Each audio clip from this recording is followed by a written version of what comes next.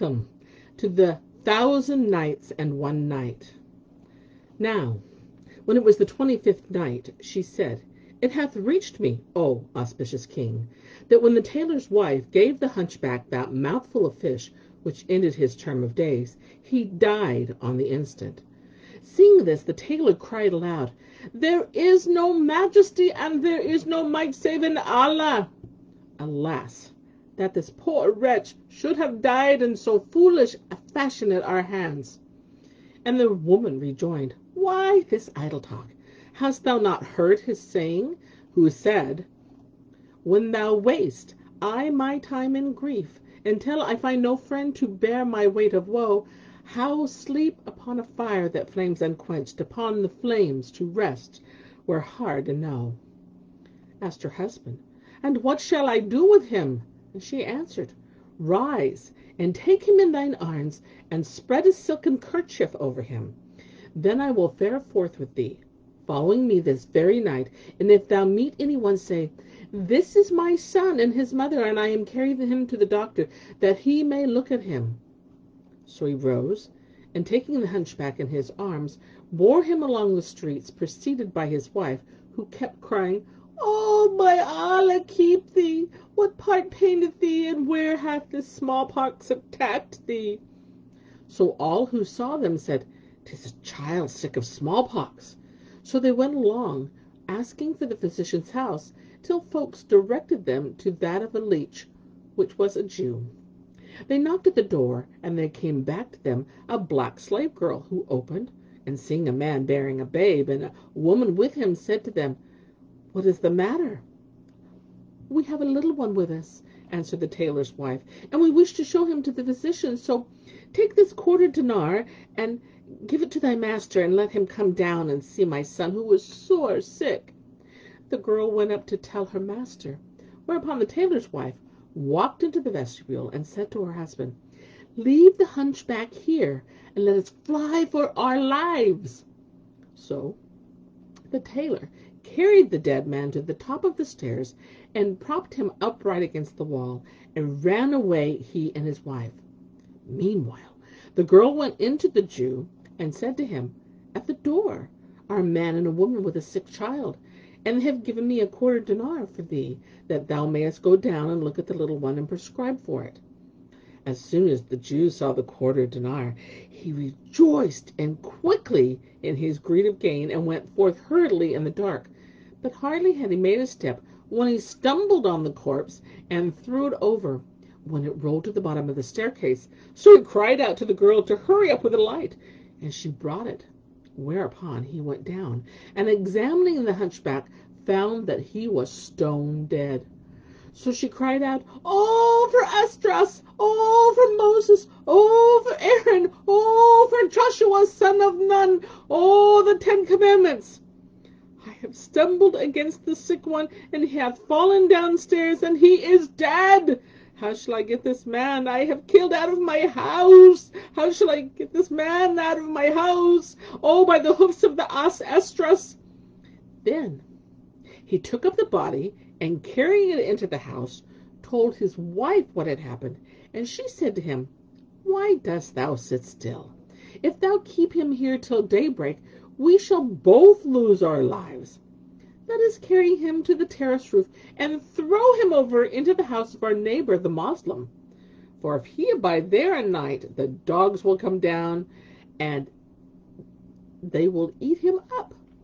Now his neighbor was a reeve, the controller of the Sultan's kitchen, and was wont to bring back great stores of oil and fat and broken meats. But the cats and the rats used to eat it, or, if the dog scented it, a fat sheep's tail, they would come down from the nearest roofs and tear at it. And on this wise the beast had already damaged much of what he brought home.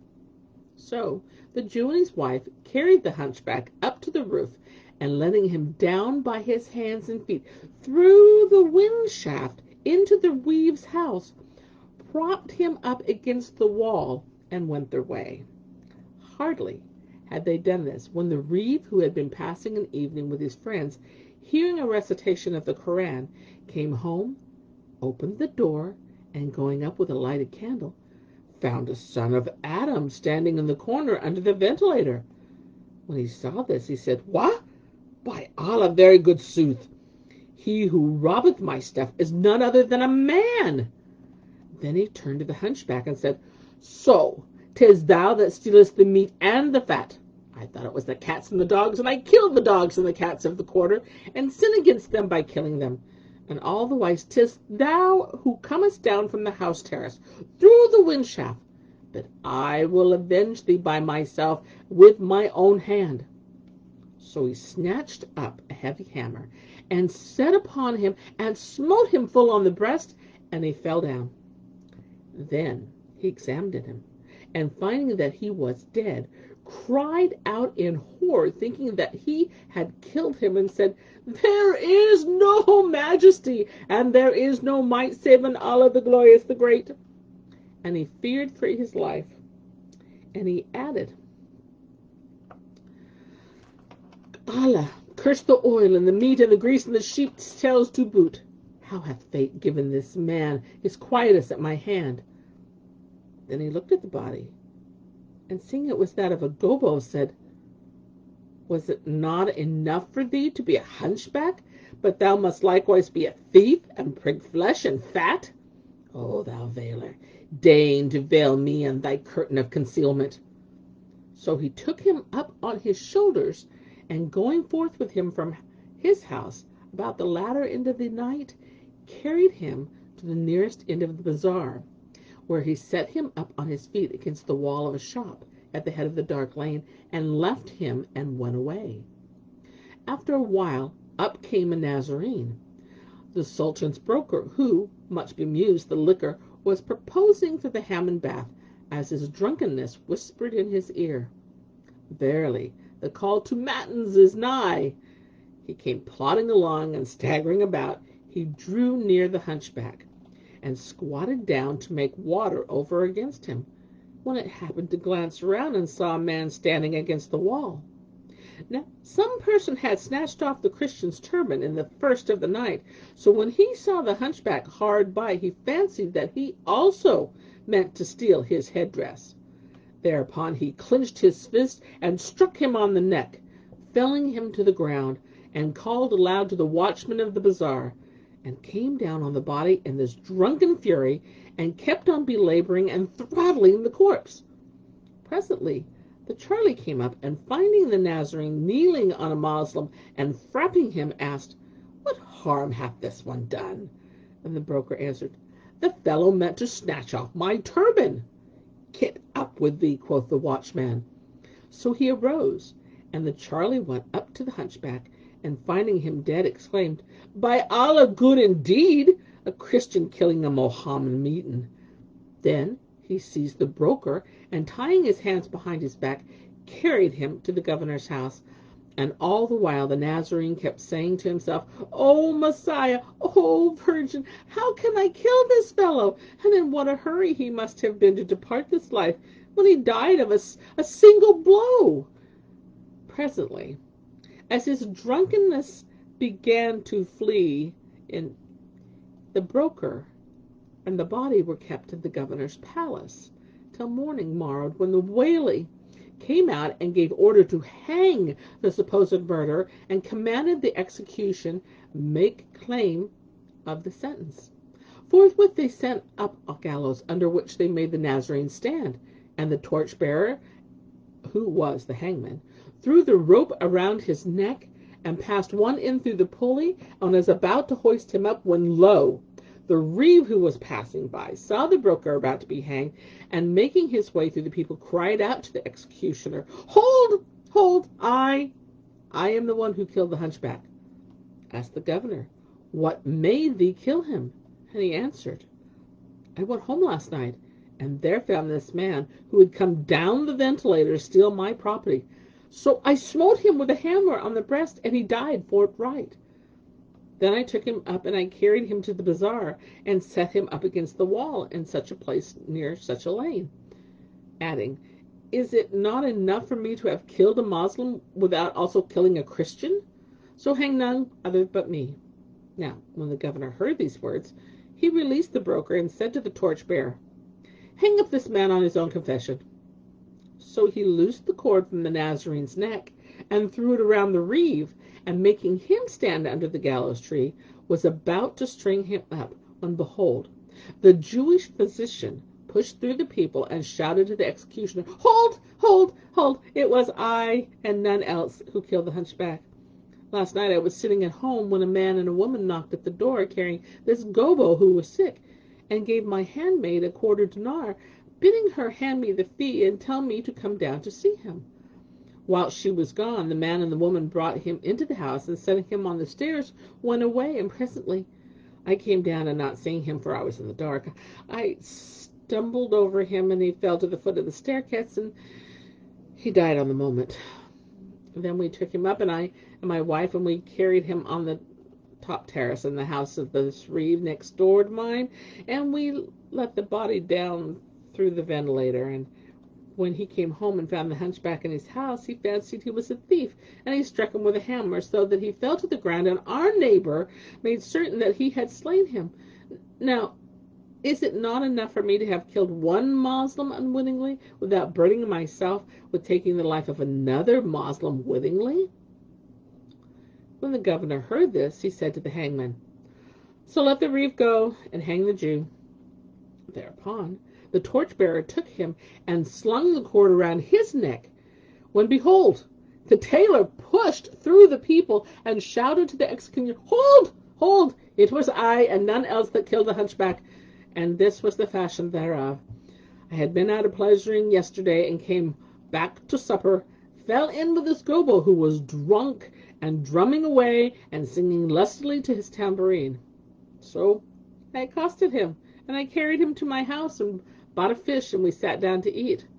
Presently my wife took out a fish, and making a goblet of it, crammed it into his mouth, but some of it went down the wrong way, or stuck in his gullet, and he died on the instant.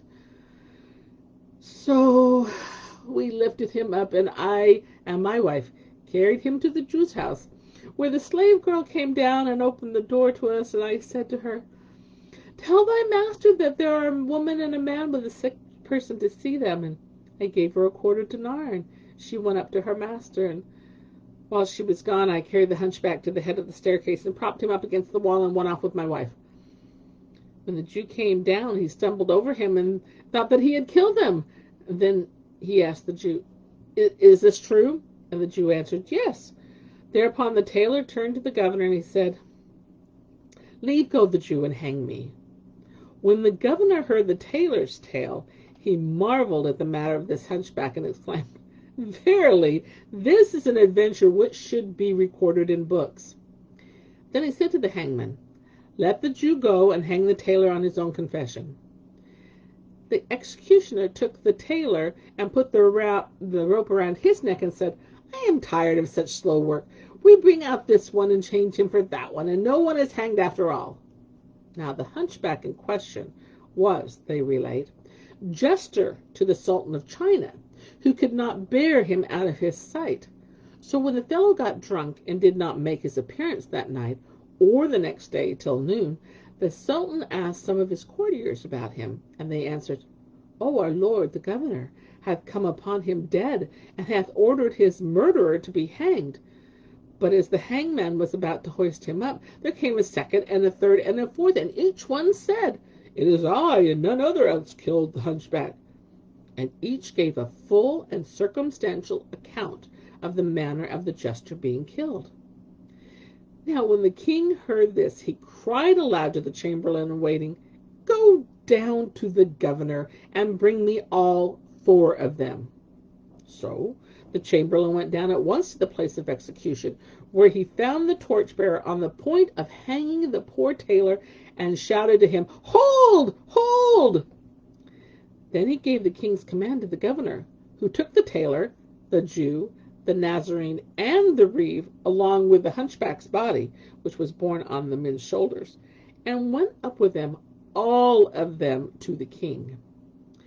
When he came into presence, he kissed the ground, and acquainted the ruler with the whole story, which is needless to relate, for, as they say, there is no avail in a thrice told tale. The Sultan, hearing it, marveled and was moved to mirth, and commanded the story to be written in letters of liquid gold, saying to those present, "Did you ever hear a more wondrous tale than that of my hunchback?" Thereupon the Nazarene broker came forward and said, "O King of the age, with thy leave, I will tell thee a thing which happened to myself, which is still more wondrous and marvelous and pleasurable and delectable than the tale of the hunchback." Quoth the king, "Tell us what thou hast to say." So he began to tell his story.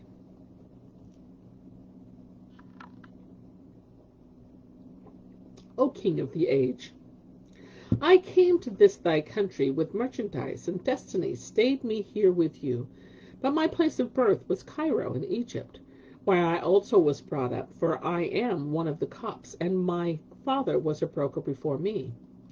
When I came on the man's estate, he departed this life, and I succeeded to his business. One day, as I was sitting in my shop, behold, there came up to me a youth as handsome as could be, wearing sumptuous raiment and riding a fine ass. When he saw me, he saluted me, and I stood up to do him honor. Then he took out a handkerchief containing a sample of sesame and asked, "How much is this worth here in Ardab?" Whereto I answered, 100 dirhams. Quoth he, "Take porters and gaugers and metsmen, and come tomorrow to Khan al-Jawali by the gate of Victory. Quarter where thou wilt find me." Then he fared forth, leaving me with a sample of sesame in his kerchief. And I went the round of my customers, and ascertained that every Ardab would fetch 120 dirhams. Next day I took 4 metsmen, and walking with them to the Khan, where I found him awaiting me. As soon as he saw me, he rose and opened his magazine, when we measured the grain till the store was empty, and we found the contents 15 Ardabs, making 5,000 pieces of silver. Then said he, "Let 10 dirhams on every Ardab be thy brokerage. So take the price and keep a deposit 4,500 dirhams for me. And when I have made an end of selling the other wares on my warehouses, I will come to thee and receive the amount." "I will well," replied, and I, kissing the hand, went away, having made the day a profit of 1,000 dirhams. He was absent a month, at the end of which he came to me and asked, "Where be the dirhams?" I rose and saluted him, and answered to him, "Wilt thou not eat someone in my house?" But he refused with the remark, "Get the monies ready, and I will presently return for them." Then he rode away. So I brought out the dirhams and sat down to await him. But he stayed away for another month. When he came back and said to me, "Where be the dirhams?" I rose and, saluting him, asked, "Wilt thou not eat something in my house?" But he again refused, adding, "Get me the monies ready, and I will presently return and take them." Then he rode off. So I brought out the dirhams and sat down to await his return. But he stayed away from me a third month, and I said, "Verily, this young man is liberally in incarnate form." At the end of the month he came up riding a mare mule and wearing a suit of sumptuous raiment. He was as the moon on the night's fullness, and he seemed as fresh from the bath, with his cheeks rosy bright, and his brow flower white, and a mole spot like a grain of ambergris, delighting the sight. When I saw him, I rose to him, and invoking blessings on him, asked, "O my lord, wilt thou not take thy monies?" "Whence the hurry?" quoth he. "Wait till I have made an end of my business, and then I will come and take them." Again he rode away, and I said to myself, "By Allah, when he comes next time, needs must I make him my guest, for I have traded with his dirhams, and I have gotten large gains thereby." At the end of the year he came again, habited in a suit of clothes more sumptuous than the former, and when I conjured him by the evangel to alight at my house and eat of my guest food, he said, "I consent on condition that what thou expendest on me shall be of my monies still in thy hands." I answered, "So be it," and made him sit down whilst I got ready what was needful of meat and drink and elsewhere, and set the tray before him with the invitation of Bismillah. Then he drew near the tray and put out his left hand, and he ate with me. And I marveled at this, not using his right hand. When we had done eating, I poured water on his hand and gave him wherewith to wipe it. Upon this, we sat down to converse after I had set before him some sweetmeats. And I said to him, O my master, prithee relieve me by telling me why thou eatest with thy left hand. Perchance something ails thy other hand? When he heard my words, he repeated these verses. Dear friend, ask us not what burneth in my breast, lest thou see fiery pangs I never saw. Wills not my heart to harbour Salma instead, or Layla's love, but need hath ne'er a law. And he put out his right arm from his sleeve, and behold, the hand was cut off at the wrist without a fist. I was astounded at this. But he said, Marvel not, and think not that I ate with my left hand for conceit and insolence, but from necessity. And the cutting off of my right hand was caused by an adventure of the strangest. Asked I, and what caused it? And he answered, Know that I am of the sons of Baghdad, and my father was of notables of that city. When I came to man's estate, I heard the pilgrims and wayfarers, travelers and merchants talk of the land of Egypt, and their words sank deep into my mind till my parent died, when I took a large sum of money and furnished myself for trade with stuffs of Baghdad and Mosul, and packing them up in bales, set out on my wanderings, and Allah decreed me safety till I entered this your city.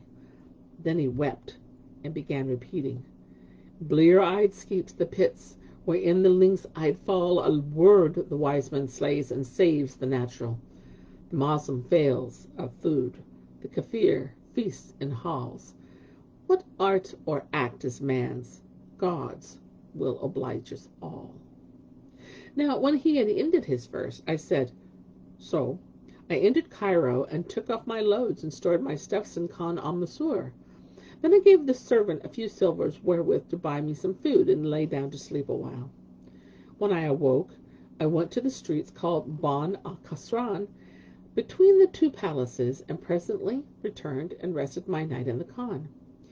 When it was morning, I opened a bale and took out some stuff, saying to myself, I will be off and go through some of the bazaars and see the state of the market. So I loaded the stuffs on some of my slaves, and fared forth till I reached the Kasari, or the exchange of Joycors, where the brokers who knew of my coming came to meet me. They took the stuffs and cried them for sale, but could not get the prime cost of them. I was vexed at this. However, the sheikh of the broker said to me, O my lord, I will tell thee how thou mayest make a profit of thy goods. Thou shouldest do as the merchants do, and sell thy merchandise at credit for a fixed period, on a contract drawn up by notary and duly witnessed, and employ a shroff to take thy dues every Monday and Thursday.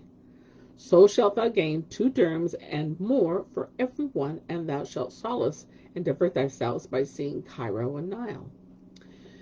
Quoth I, this is sound advice, and carried the brokers to the Khan. They took my stuffs and went on with them, changed where I sold them, well taking bonds for the value. These bonds I deposited with the shroff, a banker, who gave me a receipt with which I returned to the Khan. Here I stayed a whole month, every morning breaking my fast with a cup of wine, and making my meals on pigeon's meat, mutton, and sweetmeats, till the time came when my receipts began to fall due.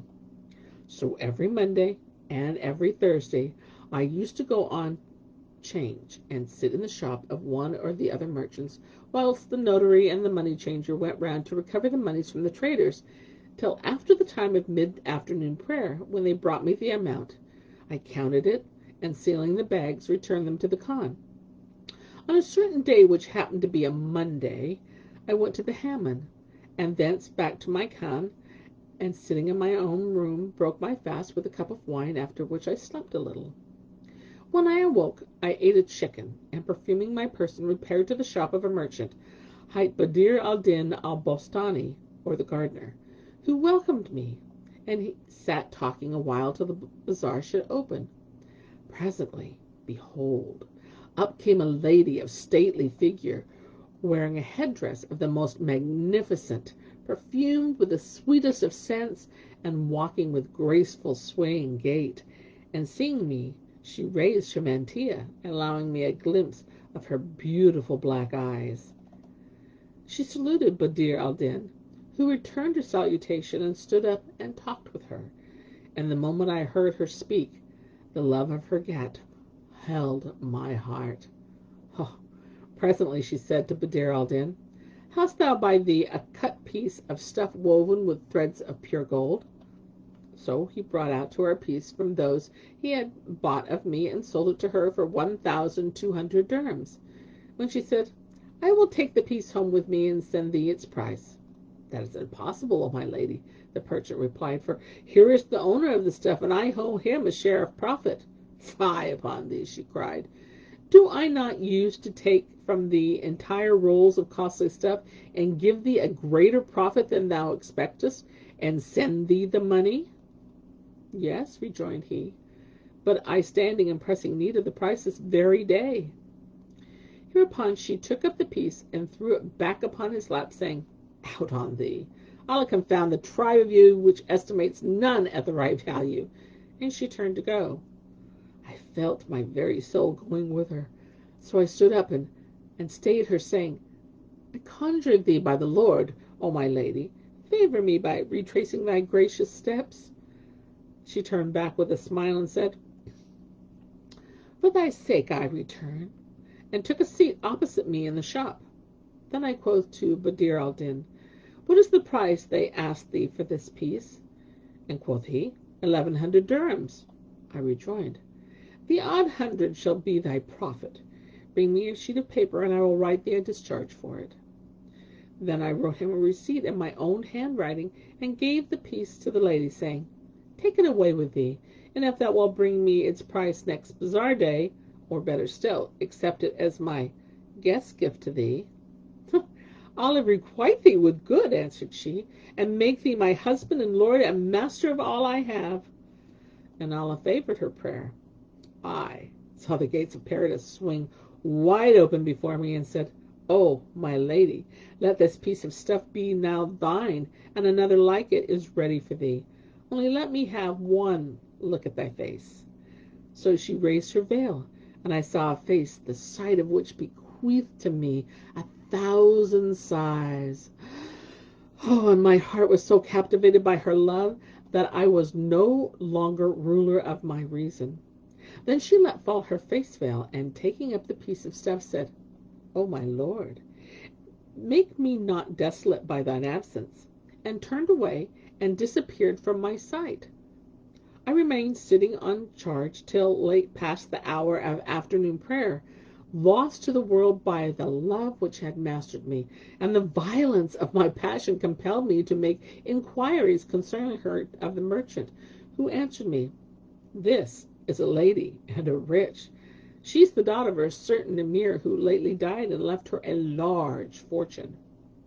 Then I took leave of him and returned home to the Khan, where they set supper before me.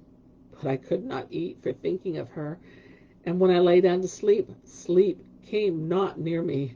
So I watched till morning, when I arose and donned a change of raiment and drank a cup of wine, and after breaking my fast on such slight matter, I went to the merchant's shop, where I saluted him and sat down by him. Presently up came the lady as usual, followed by a slave girl, and wearing a dress more sumptuous than before. And she saluted me without noticing Badr al-Din, and said, in fluent, graceful speech, never heard I a voice softer, sweeter, "Send one with me to take the 1,200 dirhams, the price of the piece." "Why this hurry?" asked I, and she answered, "May we never lose thee," and handed me the money. Then I sat talking with her, and presently I signed to her in dumb shows, whereupon she understood that I longed to enjoy her person, and she rose up in haste, with a show of displeasure. My heart clung to her, and I went forth from the bazaar and followed on her track. As I was walking, suddenly the black slave girl stopped me and said, "Oh, my master, come speak with my mistress." At this I was surprised, and replied, "There is none who knows me here." She rejoined, O my lord, how soon hast thou forgotten her? My lady is the same who was this day at the shop of such a merchant. Then I went with her to the shroffs, where I found the lady, who drew me to her side and said, O my beloved, thine image is firmly stamped upon my fancy, and love of thee hath gotten hold of my heart. From the hour I first saw thee, nor sleep, nor food, nor drink hath given me aught of any pleasure. I replied, The double of that suffering is mine, and my state dispenseth me from complaint. Then she said, O my beloved, at thy house or at mine? I am a stranger here, and have no place of reception save the khan, so by thy favour it shall be at thy house. So be it. But this is Friday night, and nothing can be done till tomorrow after public prayers. Go to the mosque and pray. Then mount thine ass and ask for the Hamanyah quarter, and when there look out for the mansion of Al-Nakib Berkat, popularly known as Abu Shama, the syndicate. For I live there, so do not delay, as I shall be expecting thee. Oh, I rejoiced with some greater joy at this, and took leave of her, and returned to my khan, where I passed a sleepless night. Hardly was I assured that morning had dawned when I rose, changed my dress, perfumed myself with essences and sweet scents, and taking 50 dinars and a kerchief, went from the Khan Masur to the Zuwala gate, where I mounted an ass and said to the owner, Take me to the Hamanyah. So he set off with me, and brought up in the twinkling of an eye at a street known as Darb al-Munkari, where I said to him, Go in and ask for the syndic's mansion. He was absent a while, and then returned and said, All right.